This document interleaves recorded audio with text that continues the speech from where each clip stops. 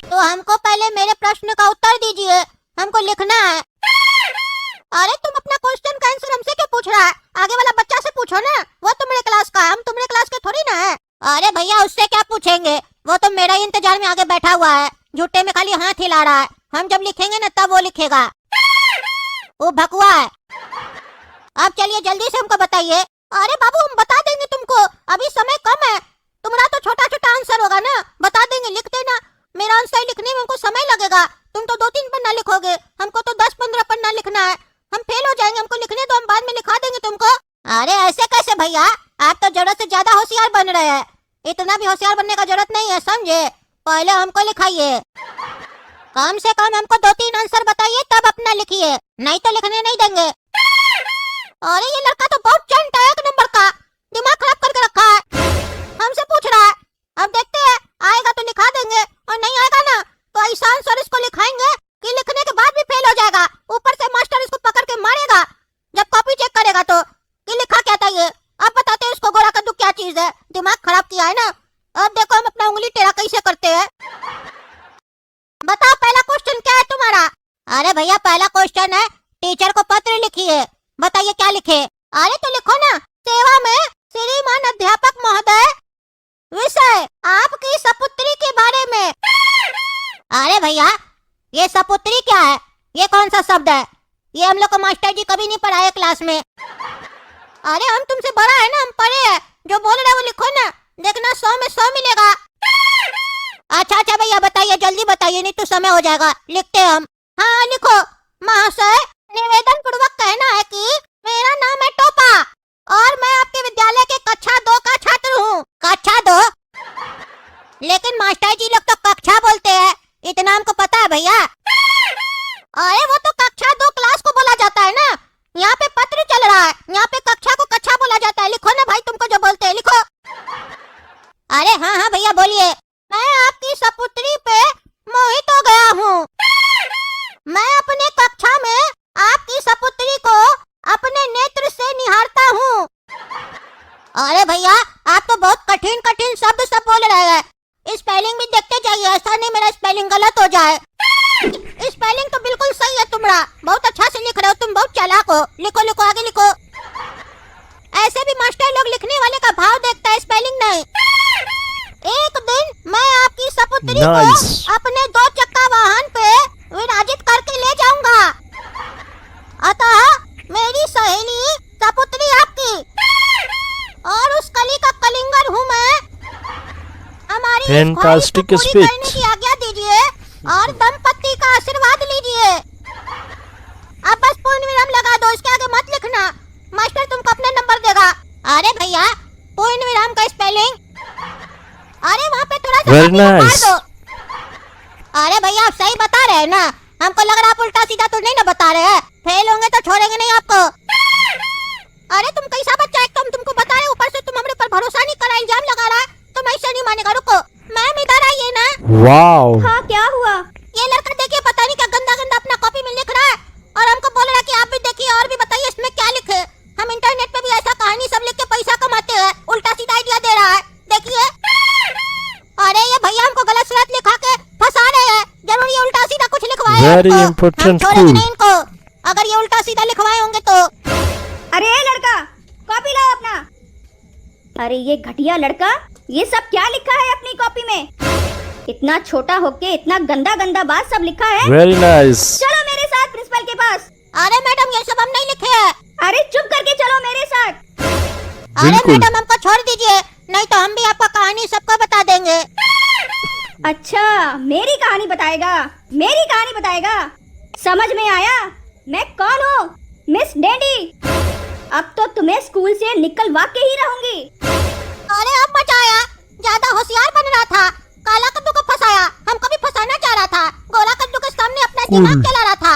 आया बड़ा 2 क्लास में पढ़ता नहीं, उछल ऐसे रहा था जैसे लगता है हमारा बाप हो, उसको उसका औकात दिखा दिए। Very nice. होशियार बन रहा था गधा कहीं का, अब पता चलेगा उसको कि गोला कद्दू कौन है। तो दोस्तों देखें। हेलो दोस्तों, मैं हूँ प्रेमचंद सर और यहाँ नेशनल भोजपुरी पे मैं आता हूँ कला कद्दू जो की कॉमेडी का एनालिसिस करने।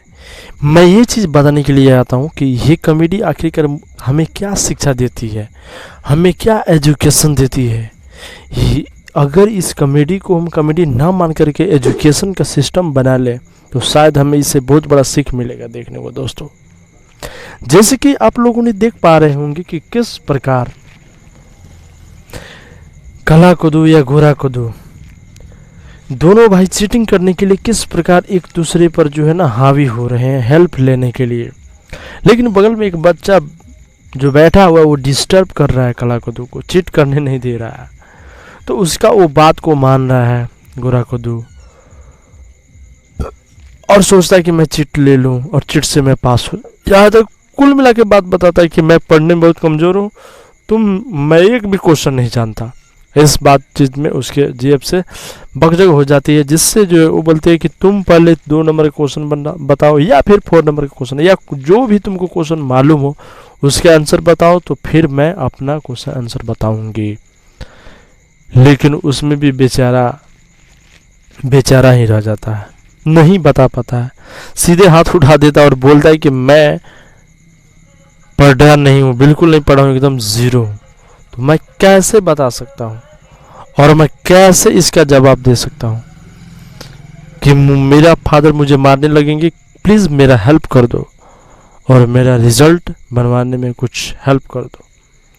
बेचारा रिक्वेस्ट कर रहा है, लेकिन उसका रिस्पेक्ट यहाँ पे काम नहीं आ रहा है। असल मायने में ये कॉमेडी दिखलाना चाहती है कि बच्चे बहुत सारे ऐसे हैं जो आज इंटरनेट की दुनिया में, गेम की दुनिया में पड़ गए हैं, कार्टून के चक्कर में पड़ गए हैं, एजुकेशन जाए भाड़ में, फ्री फायर के चक्कर में पड़ गए हैं और सिर्फ फ्री फायर पर ध्यान दे रहे हैं। जब एग्ज़ाम का टाइम आ रहा है तो सोचते हैं कि चीटिंग करके कैसा भी करके मैं पास हो जाऊं, ताकि माताजी या पिताजी हमें न मारे, हमें को आदर नहीं करे बल्कि आदर करें। जब आप नहीं पढ़ पाइएगा तो किस प्रकार अपने लक्ष्य को हासिल कीजिएगा। तो असल में ये मेरी कॉमेडी ये चीज़ दिखलाने का काम करी है, इस चीज़ का सीख देने का ये काम करी, ये बता रही है कि ऐसा सिचुएशन आप अपने बच्चों के साथ में मत कीजिए, क्योंकि इस तरह का सिचुएशन अगर बनता है तो बिल्कुल रूप में आपका बच्चा सक्सेसफुल नहीं हो पाएगा और सक्सेस की सीढ़ी पर कभी भी कामयाब नहीं होगा, क्योंकि आने वाले फ्यूचर टाइम में उसका फ्री फायर या फिर कार्टून वीडियो काम में नहीं आने वाली।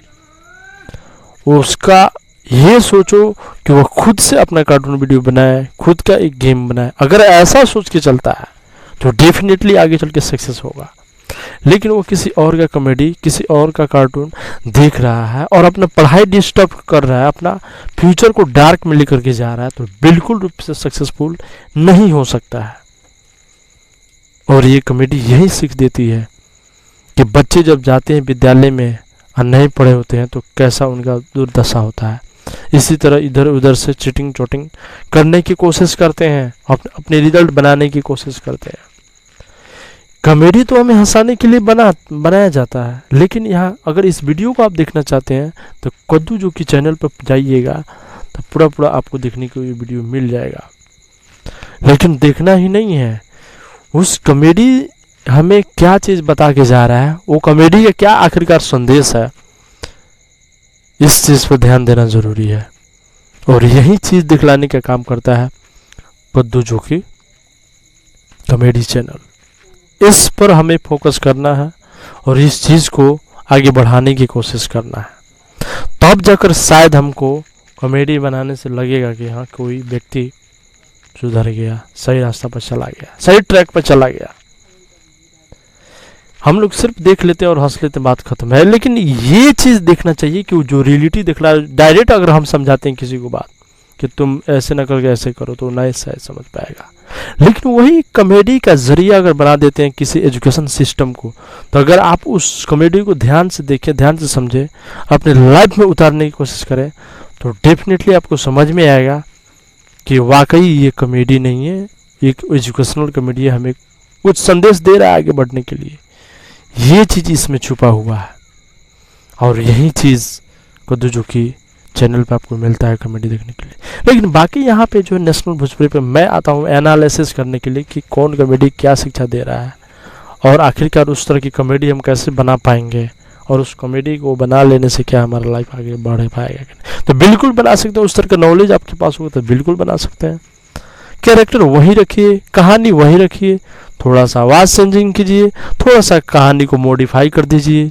यहाँ एग्ज़ाम हॉल को लेकर हंगामा हो रहा है, आप जो है मीटिंग हॉल का क्रिएट कर लीजिए और यहीं सब कैरेक्टर रख दीजिए, कहानी यहीं रख दीजिए। तो वहाँ पे एग्ज़ाम को लेकर के किसी बच्चा ने चीटिंग किया और उसके बाद में टीचर और प्रिंसिपल के बीच में बकझक हो जाती है और इसका जो मुआयना लेने के लिए सब कोई आगे बढ़ जाते हैं। तो ये चीज़ आप कर सकते हैं बिल्कुल रूप से। तो आशा करता हूँ कि आज की यह इम्पोर्टेंट चीज़ आप सभी को अच्छा लगा होगा। तो ज़रूर आप एक बार शेयर जरूर कीजिएगा। बाकी जय हिंद, वंदे मातरम, good have a nice day, take care dear my friend.